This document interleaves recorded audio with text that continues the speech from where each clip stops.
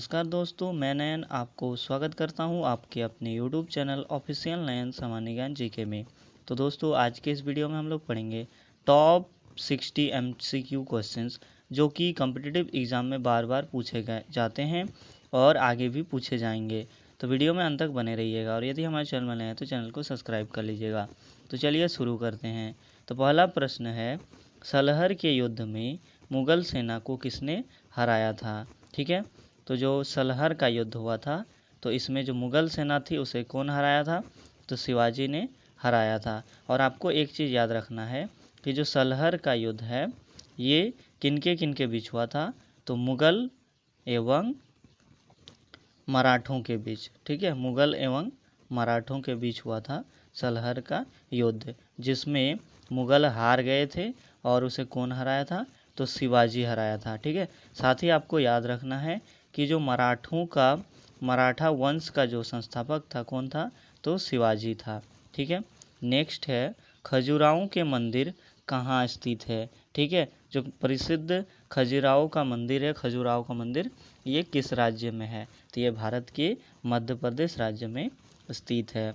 अगला प्रश्न है, किस वृहत मंदिर की आरंभिक कल्पना तथा निर्माण सूर्यवर्मन द्वितीय के राज्यकाल में हुआ? ठीक है, सूर्यवर्मन द्वितीय के राज्यकाल में बृहद मंदिर का कल्पना और निर्माण हुआ था। तो वो कौन सा मंदिर? तो अंकोर वाट का मंदिर। कौन सा मंदिर? अंकोर वाट का मंदिर। अगला प्रश्न है, शिवाजी की मृत्यु कब हुई थी? ठीक है, तो आपको याद रखना है 12 अप्रैल 1680 ईस्वी में। ठीक है, शिवाजी की मृत्यु कब हुई थी? 12 अप्रैल 1680 ईस्वी में। और मराठों का संस्थापक कौन था? शिवाजी थे। ठीक है, अगला प्रश्न है, सलहर का युद्ध कब हुआ था? तो सलहर का युद्ध कब हुआ था? 1672 ईस्वी में हुआ था। ठीक है, किनके किनके बीच हुआ था? तो मुग़ल एवं मराठों के बीच हुआ था। और इसमें विजयी कौन हुआ था? शिवाजी हुआ था। हार किसका हुआ था? मुग़लों का हुआ था। ठीक है, तो आपको याद रखना है सलहर का युद्ध कब हुआ था? 1672 ईस्वी में हुआ था। आगे देखेंगे हम लोग क्वेश्चन नंबर 6। क्वेश्चन नंबर 6 है, आदिनाथ का समायोजन किसने किया? आदिनाथ का समायोजन किसने किया? गुरु अर्जुन देव ने किया था। ठीक है, औरंगज़ेब ने बीबी का मकबरा का निर्माण कब कराया? औरंगज़ेब ने बीबी का मकबरा का निर्माण कब कराया? तो 1679 में। ठीक है, अगला प्रश्न है, किस गुरु ने विद्रोही मुग़ल राजकुमार की सहायता धन व मन से की थी? तो गुरु अर्जुन देव ने। ठीक है, अगला प्रश्न है, किसे रंगीला बादशाह कहा जाता है? ठीक है, किसे रंगीला बादशाह कहा जाता है? तो इसका आंसर हो जाएगा मोहम्मद शाह को। ये जितने भी प्रश्न हैं बहुत ही इंपॉर्टेंट है, तो आपको वीडियो को अंत तक देखना है, साथ ही वीडियो को लाइक कर देना है और यदि चैनल में नए हैं तो चैनल को सब्सक्राइब भी कर लेना है। तो चलिए देखते हैं। अगला प्रश्न है, सामूगढ़ का युद्ध कब हुआ था? सामूगढ़ का युद्ध हुआ था 1658 ईस्वी में। ठीक है, अब नेक्स्ट हम लोग देखते हैं क्वेश्चन नंबर 11। अगला है, अहमद शाह अब्दाली ने भारत पर कितनी बार आक्रमण किए? अहमद शाह अब्दाली ने भारत पर कितनी बार आक्रमण किए? तो आपको याद रखना है 8 बार आक्रमण किया था। ठीक है, अगला प्रश्न है, सबसे पुराना वाद्य यंत्र कौन सा है? सबसे पुराना वाद्य यंत्र कौन सा है? वीणा है। ठीक है, अगला प्रश्न है, गुरु गोविंद सिंह ने खालसा पंथ की नींव कब डाली? गुरु गोविंद सिंह ने खालसा पंथ की नींव कब डाली? तो 1699 ईस्वी में। ठीक है, और आपको साथ ही याद रखना है कि खालसा पंथ की नींव किसने डाली थी? अगर ये प्रश्न आए तो गुरु गोविंद सिंह ने। ठीक है, अगला प्रश्न है, अमरावती बौद्ध स्तूप कहाँ है? अमरावती बौद्ध स्तूप कहाँ है? आंध्र प्रदेश में है।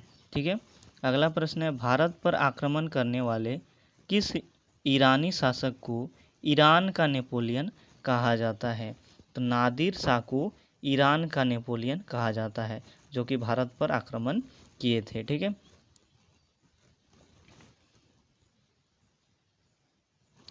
अगला प्रश्न है, माधवराव नारायण पेशवा कब बने? माधवराव नारायण पेशवा कब बने? 1761 में बने थे।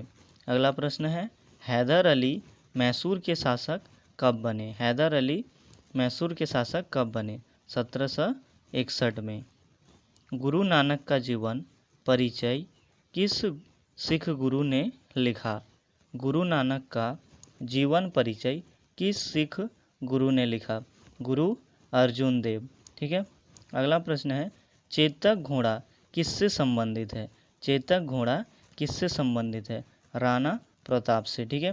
तो ये प्रश्न बहुत ही इम्पोर्टेंट है, इसको याद रखिएगा। कई बार एग्जाम में पूछे गए हैं कि जो महाराणा प्रताप था तो उनका घोड़ा का नाम क्या था? तो चेतक था। ठीक है। अगला प्रश्न है सैयद बंधुओं का पतन किसके समय में हुआ था? सैयद बंधुओं का पतन किसके समय में हुआ था? तो मोहम्मद शाह के समय में हुआ था। नेक्स्ट प्रश्न है शिवाजी के समय कितना राजस्व वसूला जाता था? शिवाजी के समय में कितना राजस्व वसूला जाता था?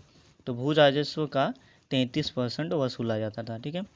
भारत का अंतिम मुगल सम्राट बहादुर शाह जफर द्वितीय का मकबरा कहाँ स्थित है? तो यह स्थित है रंगून या यंगून, म्यांमार में स्थित है। नेक्स्ट प्रश्न है किस सिख गुरु ने फारसी भाषा में जफरनामा लिखा? तो गुरु गोविंद सिंह ने जफरनामा लिखा है। यदि प्रश्न आए कि जफरनामा के रचनाकार कौन है? तो गुरु गोविंद सिंह है। ठीक है। अगला प्रश्न है नादिर शाह ने भारत पर आक्रमण कब किया? नादिर शाह को क्या कहा जाता है? ईरान का नेपोलियन। और इसने भारत पर आक्रमण कब किया था? 1739 ईस्वी में। 1739 ईस्वी में। अगला प्रश्न है फर्रुखसियर किसके सहयोग से मुगल बादशाह बना था? फर्रुखसियर किसके सहयोग से मुगल बादशाह बना था? सैयद बंधु की सहायता से। अगला प्रश्न है औरंगजेब के शासनकाल में बंगाल का नवाब कौन था? जब औरंगजेब का शासन था तब बंगाल का नवाब कौन था? मुर्शिद कुली खान। मुर्शिद कुली खान। ये जितने भी प्रश्न हैं कई बार एग्जाम में आए हुए हैं, तो वीडियो में अंत तक जरूर बने रहिएगा। चलिए आगे देखिए। 17 नंबर प्रश्न है जहांगीर की पत्नी नूरजहां का वास्तविक नाम क्या था? जहांगीर की पत्नी नूरजहां का वास्तविक नाम क्या था? मेहरू निसा। वास्तविक नाम क्या था? मेहरू निसा।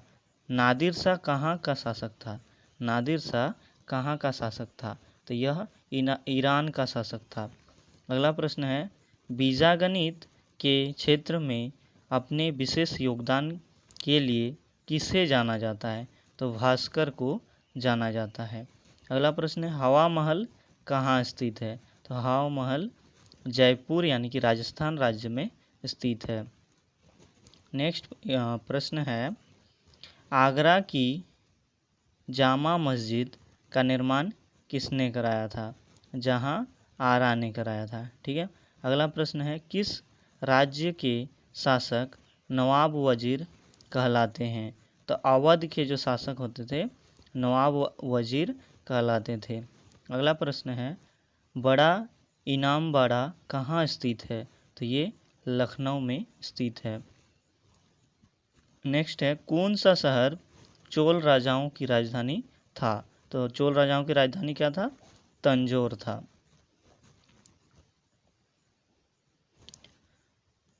अगला प्रश्न है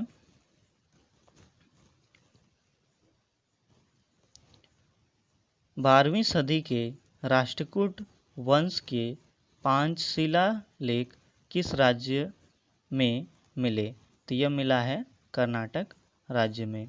अगला प्रश्न है पांड्य साम्राज्य की राजधानी क्या थी? तो इसकी राजधानी थी मदुरै। ठीक है। अगला प्रश्न है गीत गोविंद किसने लिखी? गीत गोविंद किसने लिखी? तो जयदेव ने लिखी है। अगला प्रश्न है चंदावर का युद्ध किस किस के मध्य हुआ था? चंदावर का युद्ध किस किस के मध्य हुआ था? तो जयचंद एवं मोहम्मद गौरी के बीच हुआ था। और ये कब हुआ था? तो 1194 ईस्वी में हुआ था। डेट भी आपको याद रखना है 1194 1494 ईस्वी में हुआ था। ठीक है। अगला प्रश्न है, सर्वप्रथम जजिया कर लगाने का श्रेय किसे दिया जाता है? तो मोहम्मद बिन कासिम को दिया जाता है। यानी कि जो जजिया कर का शुरुआत किसने किया था? मोहम्मद बिन कासिम, यानी कि इसने ही सबसे पहले लगाया था। ठीक है। अगला प्रश्न है, दिल्ली का किसका पुराना नाम है? दिल्ली का किसका पुराना नाम है? तो दिल्ली का है। ठीक है। अगला प्रश्न है, चोलों को राज्य कहाँ तक फैला था? चोलों का राज्य कहाँ तक फैला था? तो कोरोमंडल तट व दक्कन के कुछ भाग तक फैला हुआ था। ठीक है। अगला प्रश्न है, लिंगराज मंदिर की नींव किसने डाली?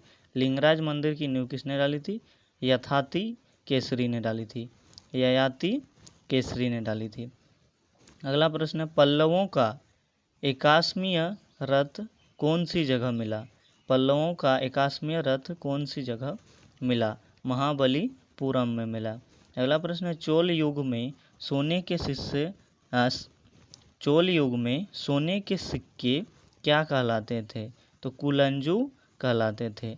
चोल युग में जो सोने के सिक्के चलते थे तो वे क्या कहलाते थे? कुलंजू कहलाते थे। अगला प्रश्न है, चोल युग किसके लिए प्रसिद्ध था? चोल युग किसके लिए प्रसिद्ध था? तो ग्रामीण सभाओं के लिए प्रसिद्ध था।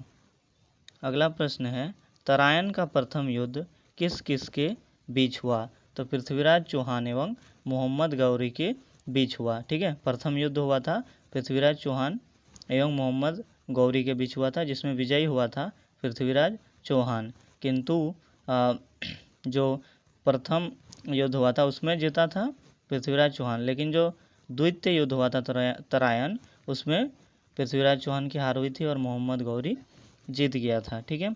और अगर हम बात करें तराइन का प्रथम युद्ध कब हुआ था?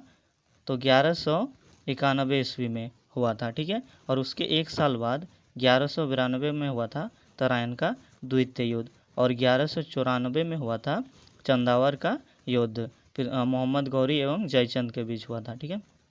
अगला प्रश्न है, तंजौर में स्थित राजराजेश्वर मंदिर किस देवता का है? तो जो ये मंदिर जो है राजराजेश्वर मंदिर किस देवता का है? तो भगवान शिव का है। कहाँ पर स्थित है? तंजौर में स्थित है। अगला है, कांची के कैलाशनाथ मंदिर का निर्माण किसने कराया? कांची के कैलाशनाथ मंदिर का निर्माण किसने कराया था? नरसिंह वर्मन द्वितीय ने करवाया था। अगला प्रश्न है, जगन्नाथ मंदिर किस राज्य में है? तो जगन्नाथ मंदिर ओडिशा में है। अब हम लोग देखते हैं नेक्स्ट प्रश्न, तीन मुख वाली ब्रह्म विष्णु महेश की मूर्ति कहाँ स्थित है? तीन मुख वाली ब्रह्मा विष्णु एवं महेश की मूर्ति कहाँ स्थित है? तो ये एलिफेंट गुफा में स्थित है। अगला प्रश्न है, तराइन के द्वितीय युद्ध में किसकी पराजय हुई? तो पृथ्वीराज चौहान की पराजय हुई और मोहम्मद गौरी की जीत हुई। तो ये क्यों हुआ था? क्योंकि जो कन्नौज का शासक था जयचंद, उसने ही मोहम्मद गौरी का साथ दे दिया था, जिसके कारण पृथ्वीराज चौहान की हार हो गई थी। नेक्स्ट है, भारत पर सर्वप्रथम अरब आक्रमण किसने किया? भारत पर सर्वप्रथम अरब आक्रमण किसने किया? मोहम्मद बिन कासिम ने किया।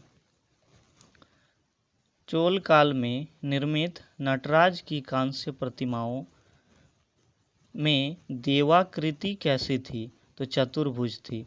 देवाकृति कैसी थी? चतुर्भुज थी। नेक्स्ट है, चालुक्य विक्रम संवत का शुभारंभ किसने किया था? तो विक्रमादित्य 6 ने किया था। चालुक्य विक्रम संवत का शुभारंभ किसने किया था? विक्रमादित्य 6 ने किया था। अगला प्रश्न है, भगवान नटराज का प्रसिद्ध मंदिर कहाँ स्थित है? चिदम्बरम में स्थित है। नटराज का मंदिर कहाँ स्थित है? चिदम्बरम में स्थित है।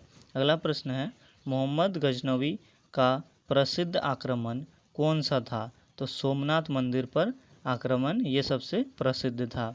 अगला प्रश्न है, चालुक्य वंश का सबसे प्रतापी राजा कौन था? तो पुलकेशन द्वितीय था। नेक्स्ट है, प्रशासन के क्षेत्र में चोल वंश की मुख्य देन क्या थी? तो सुसंगठित स्थानीय स्वशासन, ये थी एक मुख्य देन थी। ठीक है, चोल वंश का।